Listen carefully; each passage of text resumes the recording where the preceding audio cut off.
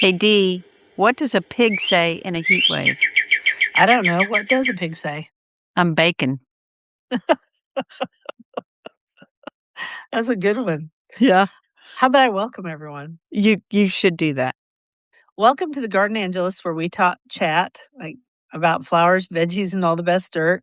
I'm Dee Nash from Guthrie, Oklahoma, where I have 2 gardens out in the country. And I'm Carol Michael from Indianapolis, Indiana. I have a suburban garden measured in square feet. It's about 1/3 of an acre. We are Garden Angelists because we love gardening and we want you to love it too. Yes, we do, and we aren't afraid to spill all of our gardening secrets, the good, the bad, and even the ugly. But let's move on to this week's episode. Good morning, Dee. Rather early. Good morning. We had to do this early because I couldn't do it yesterday. I had too much going on, and Yes, it's Monday morning, and I have stuff this afternoon, and so we're like so do I. Yeah, squeezing this in. we are. We're gonna make it happen.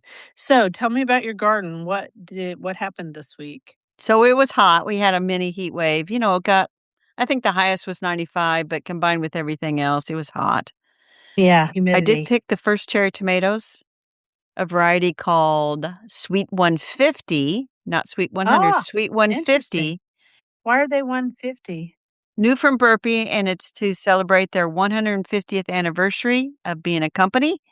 They're pretty nice size, pretty good, I would say. And since I picked those 2, I've picked another 8, so I think it's given me 10 so far, and every other tomato plant out there is like, still green, still green. No, not yet, Carol."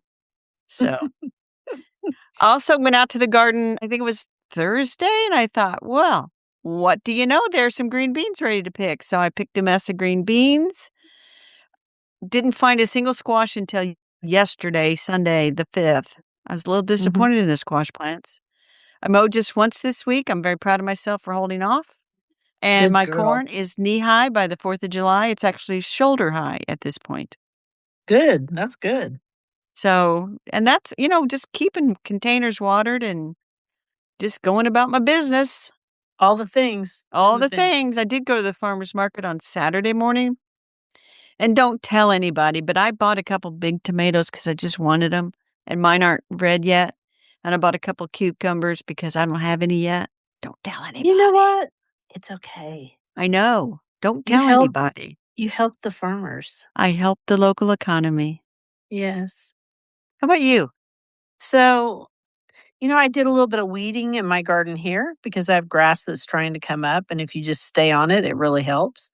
And tried to keep everything watered, which I had a couple of really hot days where stuff got unhappy, and that's the way it goes sometimes. And then I went over to the old house because we were having an open house, and I cleaned up that whole front walkway because when it rains, sometimes it messes it up. And we had this huge rainstorm on the 4th of July, and we were opening the house and garden on the 5th, right? Is that right? Or 6th? I don't know. 5th. What day is 5th. it? Today's the 6th. Okay, it was the 5th. And so it rained again and it messed up the front walkway, but I did have it perfect for just a little bit.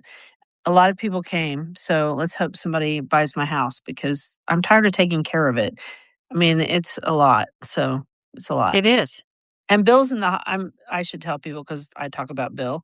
Bill is in the rehab hospital now, and so he has recovered from his surgery and is doing really well, and now they're helping him get his strength back, and actually, I went up to see him last night because they postponed the fireworks because of the horrible storm we had, Right? and he was sitting up in a chair and looked more like himself, and I was like, Good. "Yay, that's good." And we watched we watched European football. We call it soccer here because, they're in the middle of the internationals, the finals, and Yep. those games are good. And last night was England versus Mexico. England won. I know that's not a garden update, but it's a bill update. So, there you go. All right. Well, let's play favorites now.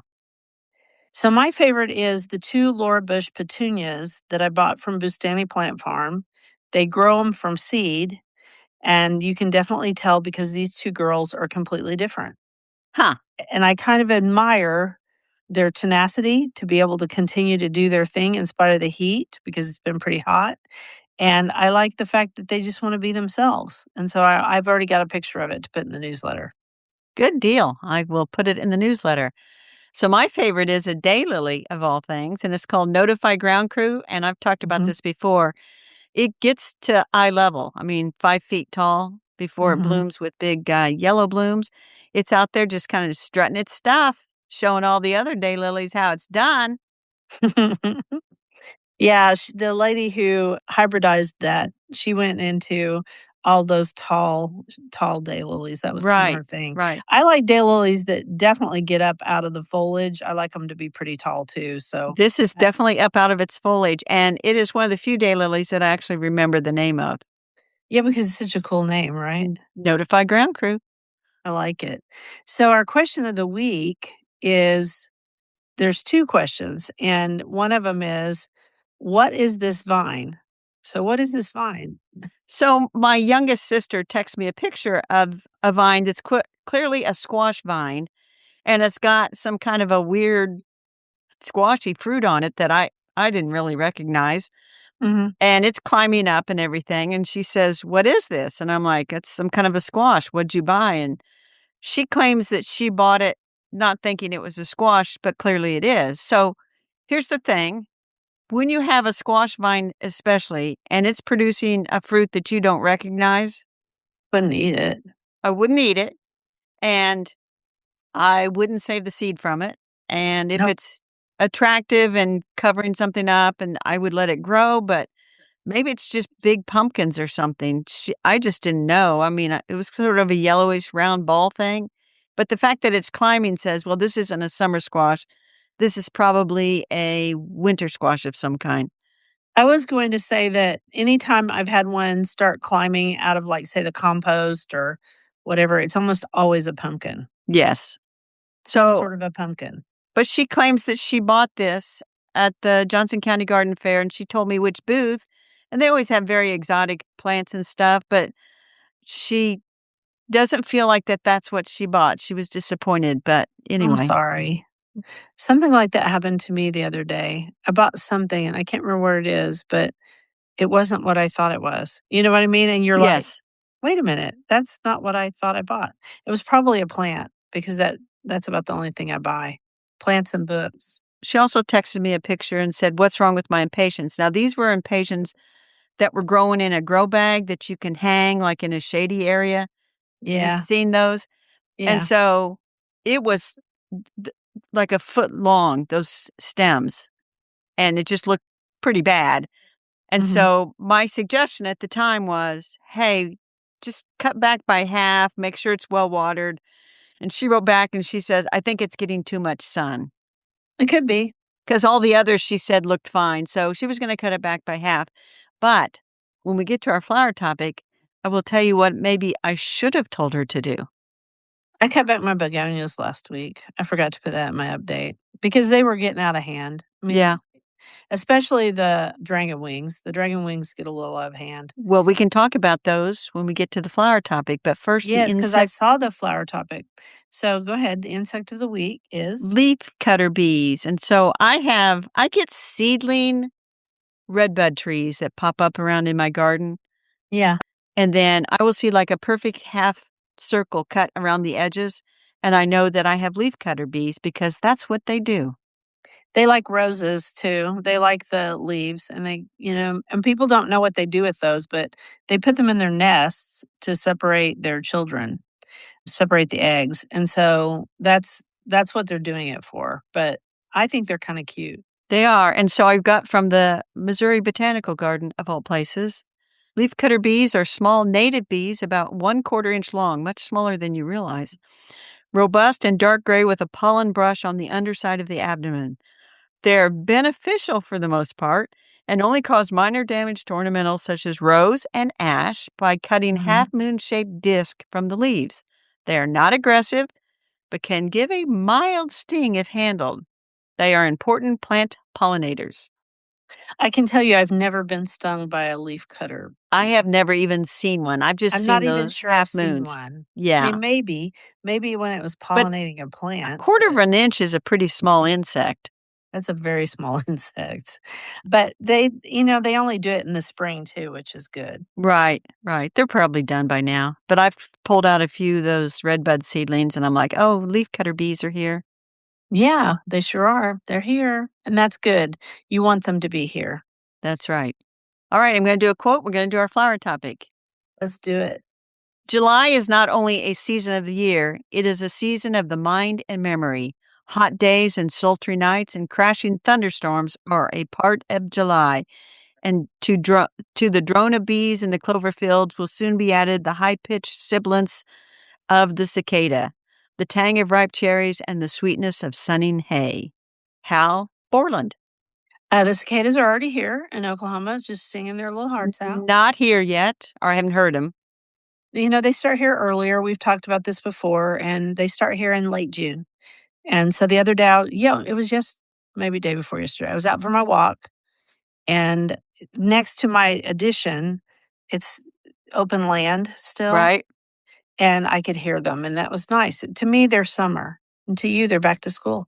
Exactly. And yes, back to school. Although we don't go back to school anymore. Flowers and plants, you can start by rooting in water. That's what you've chose as the topic, and it's a good one. Yes. And so that's where you go back to my sister's impatiens that were really long. Mhm, Impatiens are one of those flowers that you can cut if you have a pretty long stem, and you can root those in water. Same with mhm. begonias. You can root them easily in water. Easily, yeah. And In so fact, that's how most people do it. I brought something in to show you, Dee. What's that? You don't do you have Aldi? Yeah, we have oldies. Oh, so this is an Aldi find, and I'm Mhm, holding up rack that's got 4 little, like, test tubey looking vases in it. This is the perfect thing for rooting cuttings in water. And I actually have another one in the other room that has some cuttings from last year that are rooted. So, cool. I wanted Sorry, wanted to show the you cat that. grabbed my leg because they want attention. Cat scratch Um, fever? no, I don't have cat scratch fever, I'm good. Coleus, that's a good way to root coleus. You can root them in soil or root them in water. Right. You already brought up begonias. Geraniums are another one, and they Yep. mean pelargoniums. Yep. Basil, absolutely. Although you can also start from seed. I don't know why you'd I want to. started a whole bunch from seed, but, Yeah, if you have one with you could cut it back and root it, put it in the kitchen. I guess. And then you brought up impatiens, petunias. Yep. Terenia. I like Terenia. I think it's pretty. It's pretty in the shade. And then mint. I think that's funny because mint just, if it falls on the ground, it roots. So Right. Well, and that's kinda what you look for is these soft stem annuals of all kinds. They all easily root. You can pluck off sucker of a tomato and root it and make a new tomato plant if you wanted to. yeah. And a lot of people, this is like their whole gardening experience. This is what they like to do. They like to propagate, whether it's in Yes. water or soil. I mean, there are just some people out there that that's their joy in gardening is just propagating. I like propagating, but I don't have, it's not my joy. Well, and I did some rooted houseplant cuttings. Mhm. I think it I've was done that many times. Yeah. last year, and they're still in the I've never taken them out of the water. I just refresh the water. And, one of them, the pothos isn't very happy anymore because they're really getting no nutrition out of that water, and I'm not about to No. add fertilizer to the water and treat it like hydroponics. Yeah, no. No. So, I did get an article from Epic Gardening, and they have some tips. We're gonna go through those 4 tips. Take cuttings from fresh, firm, non-woody stems from an amenable softwood plant, and that's a lot of the annuals and stuff, but you can do some shrubs and things like that if you get a really, really green stem.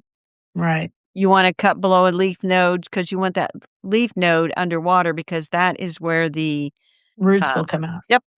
Remove the lower foliage, keeping 2 to 3 upper leaves intact. You don't need a ton of leaves, you need, places where the roots will come out. Mhm. And Oh, I'm then supposed to do the next one? I'm sorry. well, yeah. Stick the new cutting into a jar of shallow water so that the leaf nodes are submerged, but the upper stems and leaves are above the water. That's obvious because otherwise it would rot. Then place it indoors in bright, indirect light. Now my little rooting farm, I'll call it, is in the north window of my kitchen. And so that's a pretty indirect light most of the day, and they all do pretty fine over there. Mhm. That's pretty cool. And then you were gonna do the next part. Change the water every few days and top off with fresh water as the reserve evaporates. It takes as little as 3 to 5 days for fast rooting plants to start seeing roots and 3 or more weeks for other plants to develop good root structure. And that is true. Now, I will say that every few days I do not change out the water. I just top them off every couple of days if they need it. And Mhm. I'm using a pretty clean water. I'm using my reverse osmosis spigot in my kitchen. Right. So it's pretty clean water to begin with. So I see no calcification or anything like that in the tubes. So it's been No. kind of a fun project for me. And, I could probably make some of those houseplants grow a little better if I add a drop or two of fertilizer to the water, but I ain't doing it. Nah. No. Did you do the new plants are ready for transplanting yet? Or you made to do it? That's yours to do. So your new plants are ready for transplanting when their roots grow beyond 1 to 2 inches.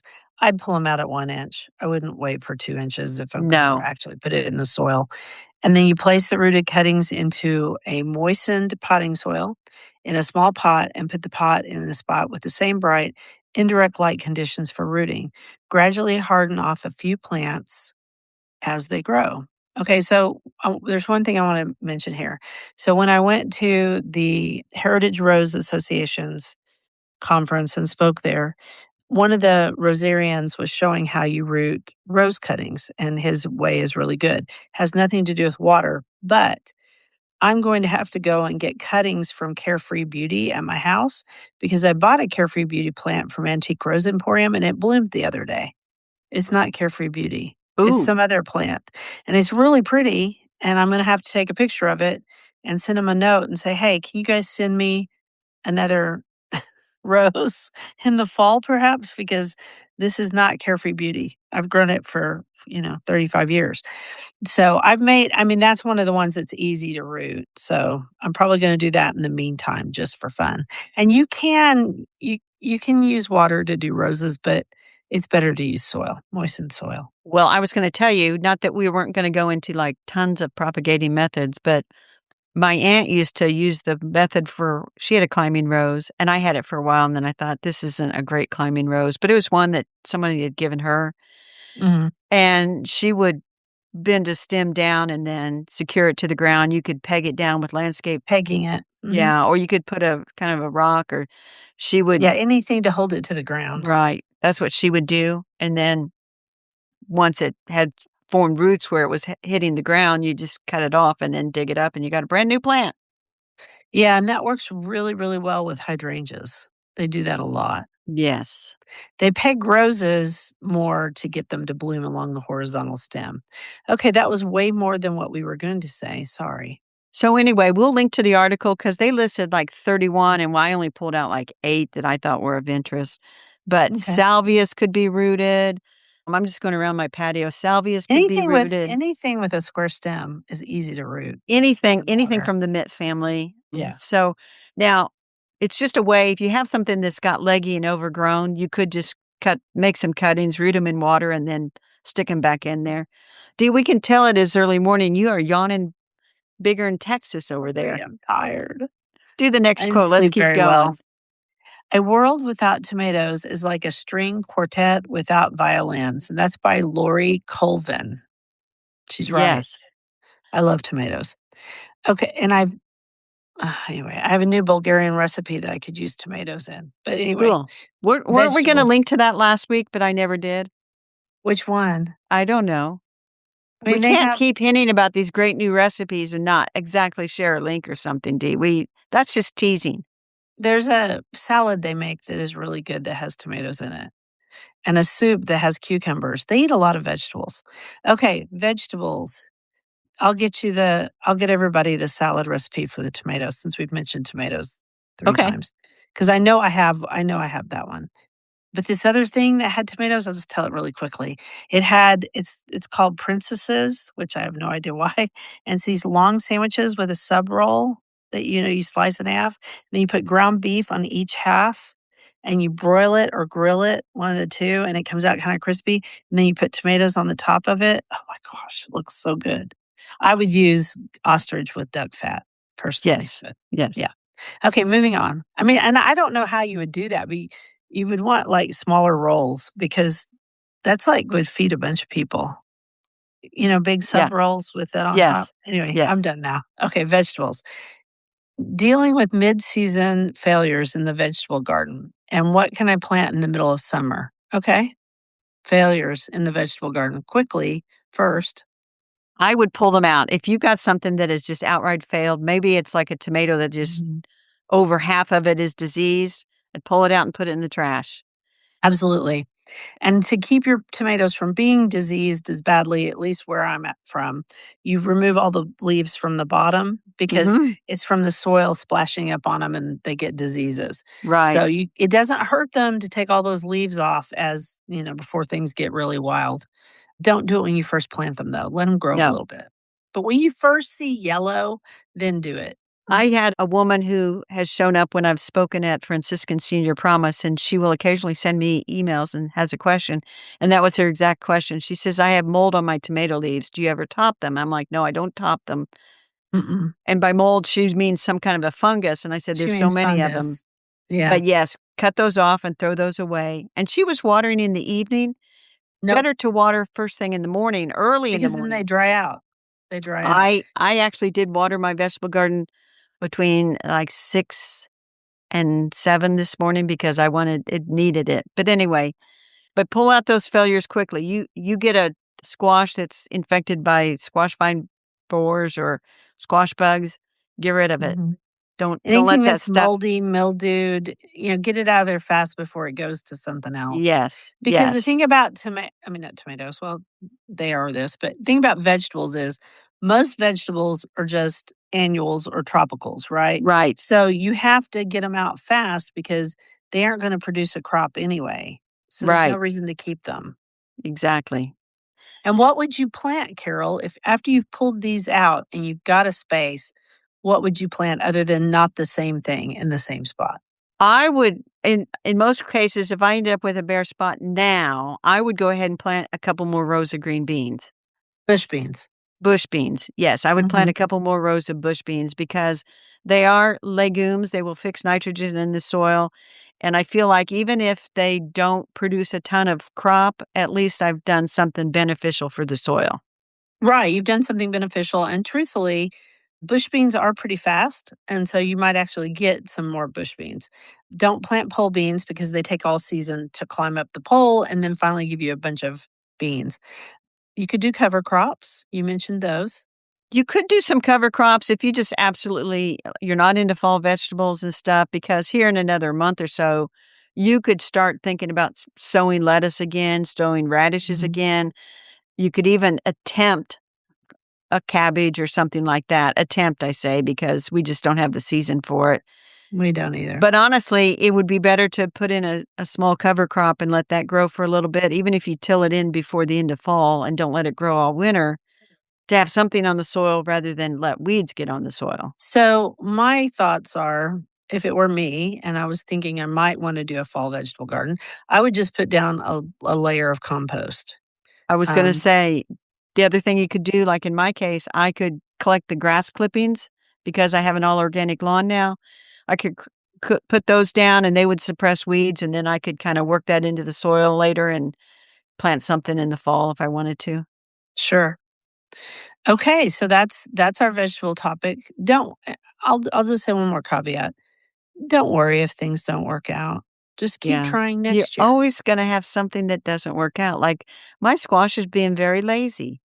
Yeah, I don't know why it is, but I we don't picked always one. know why things happen the way they do, but you just can't as a gardener, you just can't give up. No, and my pepper plants are also smaller than I would like them to be, Mhm. but I have picked a few stray peppers here and there because I don't want them to think that their life is over. They produced a pepper. Look at me. It's like, no, I'm taking that. You need to do better.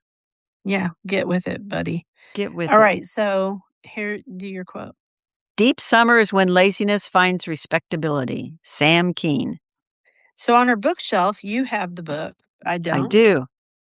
The book is Collected Curiosities, More Stories and Recipes from the Historical Apothecary Cabinet. And this is by Amanda Edmiston. And she's the one who wrote the other book that we really like, The Time Traveler's Herbal. And you went back and bought this book, and we mentioned her in our Instagram post, and then she came over and thanked us. What a nice lady. Yes. Well, so I really like the Time Traveler's book and the Collected Curiosities. Again, I don't wanna say book is object, but book is object because it's just really attractive the way they've Oh, it's so laid things pretty. out, I kinda want and it. every page has got Yeah. More beauty, watercolor more illustrations, and it's just a pleasure to pick it up and read anywhere. She tells a lot of stories, folklore and herbal wisdom galore. She has some ghost stories, forgotten remedies. It's got some practicality. She's also got some wise women and herbalists, forgotten pioneers that she's quoted. mhm. And anyway, I just thought as I said, this is a book to be savored like a slow infusion, connecting the reader not just to plants, but to the people, places, and stories that shaped them. And again, she is in Glasgow, Scotland. And Mhm. so it tends to lean towards Scottish stories and things like that. But it's Sure, but also, I haven't read the whole thing yet because it just came out June 30th and today's the 6th. I actually got it mhm. like a week or so before that. But anyway, I'm glad to And have you both bought of it them. from didn't you buy it from that place we talked about last week? The place where you can get the English books? Did you buy it? It's possible I bought it from Blackwell's, but actually, I think I bought it from bookshop.org. And for Okay. whatever reason, They it had was it. available before June 30th.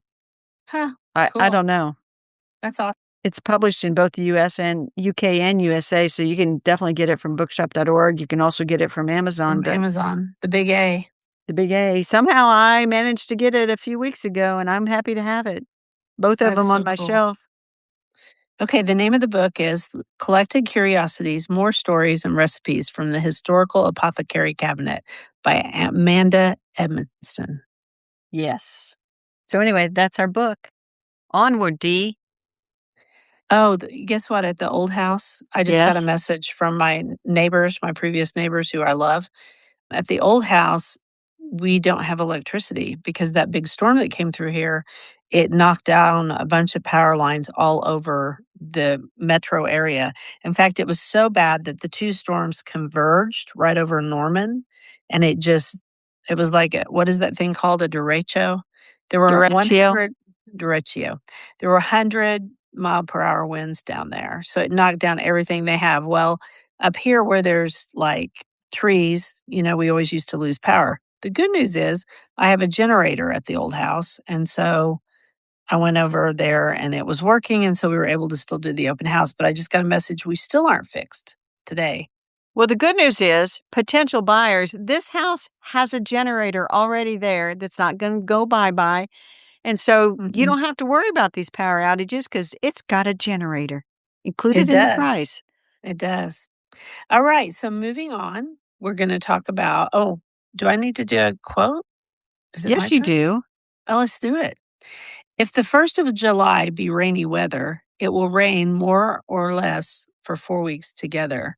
And that's John Ray, English Proverbs. Well, it rained on the 4th, I'll give you that much. We got just fifth of an inch on the 4th in the evening, enough to make people scatter and then have to come back to do the fireworks later. Mhm. Well, here, there were no fireworks, they did them last night because it was The funny thing, I stood on my porch watching it rain, and then in the neighborhood south of me, there are people that must, like, get a second mortgage to buy all their fireworks, but I could oh, see yeah. them coming up over the trees. Rain, no problem. We're just shooting these things off anyway. Well, that kind of happened that night because I went over there to the hospital to watch the fireworks with Bill, right? And it rained and it was just a heck of a storm. And so I was driving home because there was a lull. I could see on the radar, this is the time to run home. So I get in the car. Of course, it's hard to see because, it's nighttime, there's headlights from rain. And I'm in my dotage.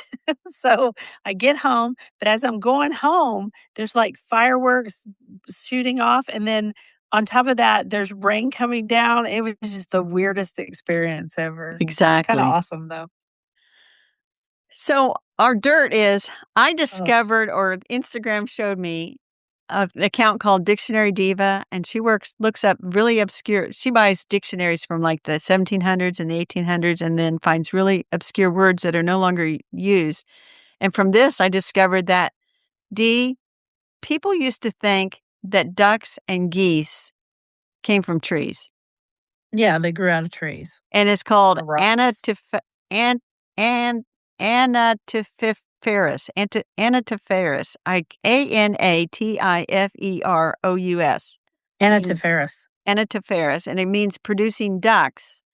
And they just didn't understand migration, and so ducks would disappear, but then they would reappear, and they thought sometimes that they came from barnacles, like, on ships and stuff because Yeah, they thought it was partly that too. anyway, Because they kinda do look like duckbills, some of those barnacles do, and honestly, the pictures kinda creep me out, but it the says idea that ducks come from that is pretty silly, but okay. yes, and then she went on to say that some of it was she thought that people were trying to say that ducks came from trees so that they could say that they were vegetable and they could eat them on Friday when abstinence from That's funny. abstinence from meat and only eat fish on Mhm. Fridays was a bigger thing. And so they thought they either fell into the water or they took flight in the free air once they had gotten enough nourishment from the barnacles. It was just It's weird. so weird. And I thought, People need to go look at this because it is really weird. It looks weird, she's got pictures, and I was like, "What the heck?" yes, we'll link to it. Ducks do not grow on trees and geese do not come from barnacles. The word I looked up in my older dictionaries, I have one from 1961, that word is no longer there. I think she was looking at a dictionary from, like, the 1840s. Apparently the belief she said came from geese were never seen to nest like other birds, and they didn't understand migration. Anyway, it was just kinda funny and kinda relates to gardening. Ducks and geese do not grow on trees or come from ship barnacles. No, they don't. Okay, you do the next quote.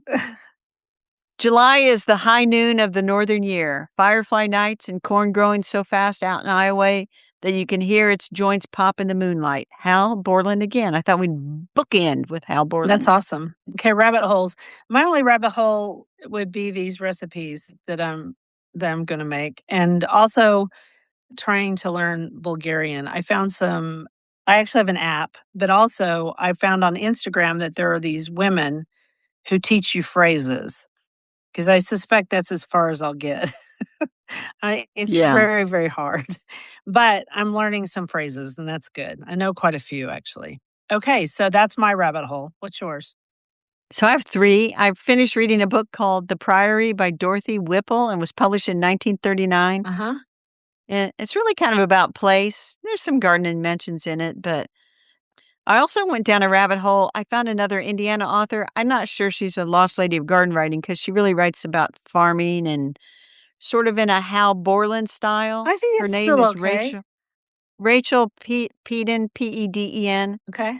She wrote columns about farm life for the Indianapolis Star from 1946 until I think 1974. She died in 1975. So I did listen to the audiobook edition called Rural Free, A Farm Wife's Almanac of Country Living. And then I also bought a used copy that just arrived the other day, Speak to the Earth, Pages from a Farm Wife's Journal. Really good writing, I think. Yeah. And I found her because somebody down at IU was working on a master's degree in something and had sent me a comment, I think on my blog, Yeah. not maybe the Lost Ladies, about, oh, name escapes me now, but it's the one that people always are finding her on there, and said, "Hey, have you heard of Rachel Peden?" Because she wrote stuff that went year by year. Mhm. Jean Hersey, that's who she commented on. Jean Hersey, who wrote, like, the books I love about just taking you through an entire year. Yep. She left a comment and asked if I knew about her, and I did not, and there's a lot of good stuff written about her. I think she was quite the deal in her time. That's really cool. Yes. That's really And cool. then my last rabbit hole, Yes. I've come up with this idea, Dee. My sisters and I are putting together a family time capsule for the semi-quincentennial. So we're getting together next weekend because my niece and great nephews from New Orleans are coming up. Mhm. So we're going to put together a time capsule and we're going to put all kinds of stuff from this year. We're going to put some family memorabilia stuff that we don't mind being hidden because we're going to put instructions for them to open it for the tercentenary, tercentenary in 2076. That's cool. Yeah. And so I saw an ad in Sam's Club email that they had these 5-gallon buckets that are branded for the 250th, and so I went to Sam's Club on Friday, so packed in there. I'm like, "What am I doing here?" To get this bucket, so it has a lid, and we Mhm. can zip tie the lid, and so I got all kinds of plans of stuff to put in there. That's cool. Yeah, and we won't close it up on Saturday because 'cause we're gonna take pictures, and then we wanna get the pictures actually printed, not just on our printers, but printed, Right. put those in there, and then let it sit somewhere for 50 years and hope those great nieces and nephews find it and open it. Tell them where it is so they can find it. Well, they'll know where it is, and some will be old enough to kind of remember, Yeah. and so probably I think my sister, they'll store it, and then, because 'cause she's got, like, 5 grandkids. Mhm. They'll figure it out, but we're gonna get contributions from everybody. So anyway, that's kind of been a rabbit hole. I had one other thing I thought to include. Go. I'm gonna do little interviews with each of them, That's like, neat. "What do you wanna be when you grow up? What's your favorite color? What's your favorite animal? What's your They favorite would love toy? that because it's about And them. what's your favorite?" And, Yeah. we'll have a little sheet, and my sisters will all get them all interviewed and put that in there too. So anyway, garden to visit now. Okay, garden to visit. I chose the Tallgrass Prairie Preserve, which is actually now called the Joseph H. Williams Tallgrass Prairie Preserve. It was named It uh-huh. is? It was named after Joseph H. Williams because he was from 1933 to 2023. He was the founder of the Nature Conservancy's Oklahoma chapter, and he said, "We cannot save the tallgrass prairie, but we can save a small portion of it." And so this is over Oh. by Pawhuska, Oklahoma, which is about 2 hours, 2.5 hours from my house, somewhere like that. I've been there many times, and I've been to Pawhuska, which is also well known because of the Pioneer Woman. She has a store there and stuff, so you can make a double visit if you wanted to. And the cool thing is the Tallgrass Prairie Preserve, it gives you wildlife watching opportunities. You also get to see forbs and grasses in a matrix, Yes. and it's actually still pristine prairie because the area that is here is adjacent to the Osage Nation, and it's an area that was owned by a group of ranchers or a rancher, but they never ever tilled it. They just they burned Oh. it off every year and they did grass-fed beef, I guess. And so, it Oh. is one of the coolest places I've ever been. It's it's just a really cool deal, and they said that you can also do historic cabin tours with an Osage historian and conservationist. His name is John Joseph Matthews. It is just an exquisite place to go to. It also has bison, which people call buffalo. If you want to see the bison, you need to go during the week. They know that there are visitors there on the weekends and they go hide. So, but when I've gone there Oh. during the week, I've seen them many times. And my favorite time to Okay. visit is in the spring and fall because in the spring, you get all those wildflowers. The reason I'm saying "ooh" over and over is because when you told me about this, I just looked up Tallgrass Prairie Preserve, took the first link, and it was a place in Kansas. Well, that's the interesting thing about this is that we do this adjacent with Kansas. And so it is all part of the same piece of prairie. It's just that one's in Kansas and one's here, but they're attached. Okay. Okay, so it is the But same place. there's an unattached Tall Prairie Preserve in Indiana, up in northwestern Indiana. They made a big deal several years ago about reintroducing buffalo to that area. Right. So And the it's run buffalo by the herds Nature Conservancy. that they have introduced to these areas all come from one particular ranch where they preserved the lineage of the bison. And there's some Yes. and I can't remember the name of the ranch right now, and one of our listeners will pop in and say it was this, but I'm doing it off the cuff. Anyway, this ranch, this woman, it was a woman, she realized that they were being killed out, and so she got lineage from several different places, and then she started to breed them. And so now we have a pretty diverse herd in the United States, and they've actually taken some of those buffalo and taken them up to Yellowstone too, and they've used the Yellowstone herd and this herd. So it's a Right. very And people eat buffalo again, so that makes it marketable, and so it makes it easier to take care of them and keep them going and all of that, so You can get buffalo meat at Costco. yes, you can, and actually you can buy it at Sprouts too, if I think right. Most places right next to the ground beef, they have ground bison. I will confess I have never I eaten have it. eaten it, and it's really good. It just is very lean, which I won't be eating it Mm. now, so there you go. I put the other link in there so we can put it in the show notes, and I just think it's a very worthy place to go, and Pahuska is great too, and there's a lot of history there, and the Killers of the Flower Moon is all about the Osage tribe, and that all centers around that area too. That's all. Cool. All right. Garden commissions. I mean, mine are the same thing they've been, just keep everybody watered and happy. And I'm actually thinking about repotting this. My Bolivian begonia had gone crazy and it was in this, plastic pot. It's supposed to be a hanging basket.